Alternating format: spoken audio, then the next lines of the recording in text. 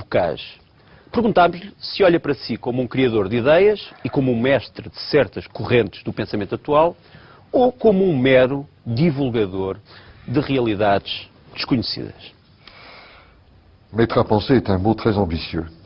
J'essaye d'être un intellectuel, digne de ce nom. Beaucoup de gens n'aiment pas les intellectuels.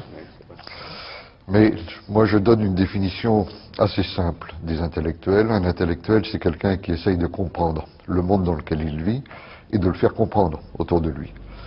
C'est-à-dire que la grande question, c'est de savoir quel est le sens du moment historique que nous vivons.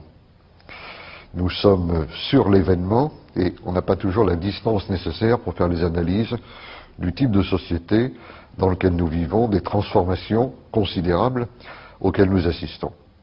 Alors sur l'expression nouvelle droite, je voudrais rappeler que c'est une étiquette qui a été inventée par les médias en 1979, donc il y a déjà longtemps, et une étiquette dans laquelle je ne me suis jamais véritablement reconnu. À la fois parce que c'était une étiquette très politique, alors que mon travail n'est pas... j'observe la vie politique, mais je ne suis pas un acteur. Vous n'êtes pas engagé. Non, je ne suis pas un acteur de la vie politique. D'autre part, le mot droite a tellement de significations diverses selon les époques et selon les pays qu'on ne sait pas très bien ce que ça veut dire. Pourtant, votre livre majeur, qu'on considère votre livre majeur, s'appelait Vue de droite. Oui, alors C'était ironique? Un peu ironique, c'est surtout un livre qui est paru il y a maintenant plus de 30 ans. Et la première page du livre disait « Je ne suis pas de droite ». Aujourd'hui, on me classe à droite, mais si le paysage intellectuel, politique, idéologique changeait, on pourrait tout aussi bien me classer à gauche. Et dans une certaine mesure, c'est ce qui s'est passé. On m'a dit un jour, bon, Benoît il est bien, mais c'est un fasciste. Alors, j'ai jamais été fasciste, et ça me paraît une façon de situer les choses par rapport à un passé que, de surcroît, je n'ai pas connu, et dans lequel je ne me reconnais absolument pas. Le fascisme est une forme de nationalisme autoritaire, je ne suis pas nationaliste, j'ai fait une critique du nationalisme, et le fascisme me paraît véritablement partie prenante d'une modernité que j'ai critiquée dans ses aspects les plus négatifs. Il y a d'autres gens qui disent non, il n'est pas un fasciste, il est surtout un anti-américain primaire. J'essaye de n'être jamais primaire ni primitif dans mes critiques. Je connais bien les États-Unis, j'y ai vécu pendant un certain temps. C'est un pays passionnant, où j'ai beaucoup d'amis, mais il est certain qu'aujourd'hui, les États-Unis restent la superpuissance dominante dans le monde, même si on voit évidemment monter des alternatives, des puissances émergentes dont tout le monde parle aujourd'hui. Je ne crois pas qu'il est bon que le monde soit dominé par une superpuissance, quelle qu'elle soit. Ça vaut pour les États-Unis comme pour n'importe quel autre.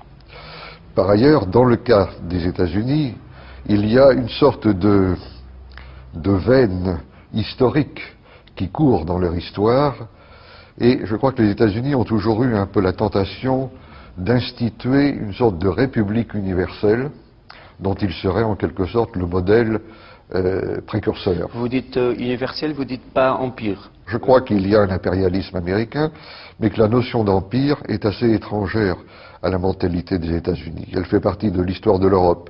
Le modèle de l'empire a été le grand modèle alternatif de l'État-nation au cours de l'histoire européenne. Donc, je ne suis pas du tout un anti-américain primaire. Lorsque je suis en désaccord avec la politique américaine, je le dis, j'ai été tout à fait hostile à la guerre en Irak, à la guerre en Afghanistan, qui sont des guerres, je crois, d'ores et déjà perdues. Mais je crois que, au-delà du cas des Américains, le grand problème de notre époque, qui est l'époque de la globalisation, c'est de savoir si nous allons vers un monde unipolaire ou un monde multipolaire.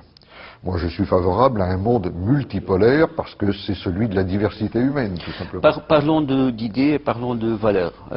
On disait, off record, il y a un moment, que la liberté pour vous a du sens. Quelles sont les autres valeurs qui, pour vous, si on peut faire une échelle axiologique, qui sont importantes? Bon, c'est toujours très difficile de parler en termes de valeurs, mais vous avez raison d'en parler parce que je dirais que l'une des grandes caractéristiques du monde dans lequel nous vivons aujourd'hui, c'est que nous sommes dans un monde où tout a un prix, mais où plus rien n'a de valeur. Donc il est important de savoir à quelle valeur on se réfère. La liberté est évidemment essentielle, elle est associée d'ailleurs à la responsabilité, mais la liberté c'est d'abord la conquête de soi, la réappropriation de son identité et la mise en forme des conditions de son autonomie. Donc le grand problème, c'est d'être autonome dans un monde où les formes d'aliénation sont de plus en plus sophistiquées. Je veux dire qu'à l'époque des totalitarismes, on sait très bien par quoi était menacée la liberté. Aujourd'hui, la liberté est beaucoup plus menacée par le conformisme, d'abord, et aussi par la surveillance. Nous vivons dans des sociétés de surveillance de plus en plus grandes. Il est très frappant de voir que les États disposent aujourd'hui de moyens de surveillance des individus, de leurs activités, beaucoup plus grandes que les régimes totalitaires encore. Si vous étiez un des preneurs de la Bastille, si vous étiez un des pères fondateurs de la Révolution française, qu'est-ce que vous écrirez au lieu de liberté, égalité, fraternité? Je dirais liberté, qualité, identité. Ouais.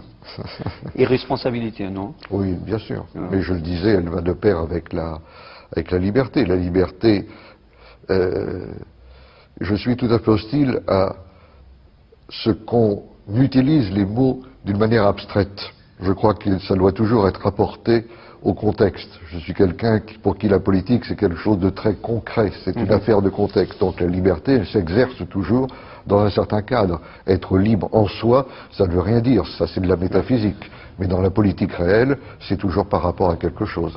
Est-ce que vous pensez qu'il nous faut une nouvelle, disons, grammaire politique pour ces jours? Je crois surtout que nous entrons dans un nouveau monde.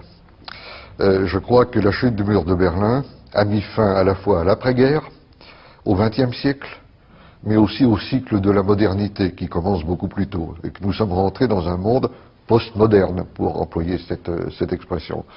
C'est un monde où l'État-nation est entré en crise, où il est débordé par le haut et par le bas. Par le bas, par l'action locale, les régions, les communautés, au sens le plus général du terme. Les familles.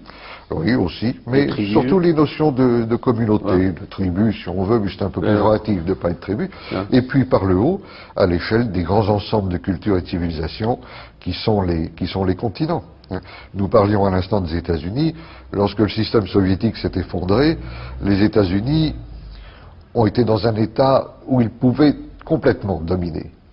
Et ils se sont employés à empêcher la montée d'un compétiteur qui soit crédible, qu'il s'agisse de l'Europe, de la Chine, du Brésil, mais ils ne peuvent pas l'empêcher, bien entendu, parce que tout cela se produit néanmoins. Mais évidemment, la question c'est de savoir, pour l'Europe par exemple, quel type de forme institutionnelle elle veut avoir, et surtout quelle est sa finalité. Tout le monde parle de la construction européenne, qui est aujourd'hui totalement bloquée, mais on ne parle jamais des finalités. Or, l'alternative est toujours la même. Est-ce qu'on veut bâtir une Europe qui soit une puissance, ou est-ce qu'on veut une Europe qui soit seulement un marché? Actuellement, c'est plutôt un marché, et un marché qui se porte mal. Moi, je souhaiterais une Europe qui soit une puissance, c'est-à-dire qui joue le rôle d'un pôle de régulation dans le processus de globalisation. Il y a une autre affaire que j'aimerais parler ici.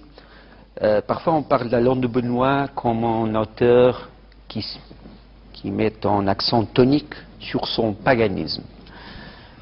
C'est lié au problème de la... Vous avez écrit, pour les spectateurs, vous avez écrit « Comment peut-on être payant ?» qui était aussi un essai assez ironique sur le titre. Mais expliquez-moi... c'est très simple. Expliquez-moi votre position. C'est très simple. Je crois qu'il faut dissiper un malentendu. Je ne suis pas partisan de recréer le paganisme en tant que religion. Je ne suis pas un homme de secte ou de culte bizarre, n'est-ce pas?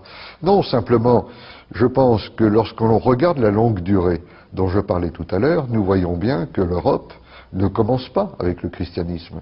Ce n'est pas du tout dire quelque chose de péjoratif vis-à-vis du christianisme. Le christianisme a marqué notre histoire d'une façon considérable, mais notre histoire ne commence pas seulement Vous savez qu'il y a quelque temps, il y a eu un grand débat sur les racines chrétiennes de l'Europe. Il y a des racines chrétiennes, mais il y a aussi des racines païennes. Je veux dire, il y a plusieurs millénaires de culture européenne, et notamment bien sûr gréco-latine, avant le christianisme. Et ces cultures, ces religions, étaient pas seulement des cultes, c'était aussi des systèmes de valeurs, des systèmes de mobilisation de l'imaginaire symbolique, et je pense qu'il est important de se rattacher également à cela, car nous sommes aussi les héritiers de cela. C'est d'ailleurs sous cet aspect que l'Europe est la plus fascinante, c'est-à-dire qu'elle est héritière de plusieurs choses. Elle a plusieurs sources. L'identité européenne est une identité composite. Vous voyagez beaucoup, vous faites beaucoup de conférences, vous êtes invité. Vous voyagez beaucoup en Turquie Je suis allé en Turquie, j'ai été invité, oui, une fois, il n'y a pas très longtemps, par la municipalité de la mairie d'Ankara à faire une conférence. J'ai été à Chicago il n'y a pas très longtemps, j'étais à Moscou, à Saint-Pétersbourg il y a quelques mois également, et je voyage beaucoup, et c'est toujours pour moi un très grand plaisir de voyager. Parce que vous savez que pour la petite histoire, on dit que la France, ou les Français, la classe politique française est contre l'entrée de la Turquie dans l'Union européenne. Est-ce que vous pensez que la Turquie fait partie de l'histoire de l'Europe Non, honnêtement, je ne le pense pas. Mais elle est voisine de l'Europe, bien entendu. Il y a une petite partie de la Turquie qui est très européenne et une partie qui appartient à un ensemble plus lié au Proche-Orient. Vous savez, il y a eu beaucoup de polémiques sur l'entrée de la Turquie dans l'Union européenne, et c'est vrai qu'en général, la plupart des Européens n'y sont pas favorables, parce que la Turquie est un très grand pays, dont l'entrée dans l'Union européenne entraînerait un déséquilibre démographique, culturel, religieux assez important. Mais surtout, et c'est à mon avis ce qui est le plus important, les sondages que l'on fait aujourd'hui en Turquie montrent que les Turcs n'ont plus tellement l'intention de rentrer dans l'Union européenne, et qu'au contraire, ils retrouvent une autre de leurs vocations, qui est d'être un peu un pôle d'animation centrale par rapport aux régions voisines, notamment les anciennes républiques turcophones de l'ex-Union soviétique, et ainsi de suite. Donc je crois que le problème n'est plus là, mais surtout que l'alternative n'est pas la Turquie en Europe, ou alors la Turquie rejetée dans le monde extérieur.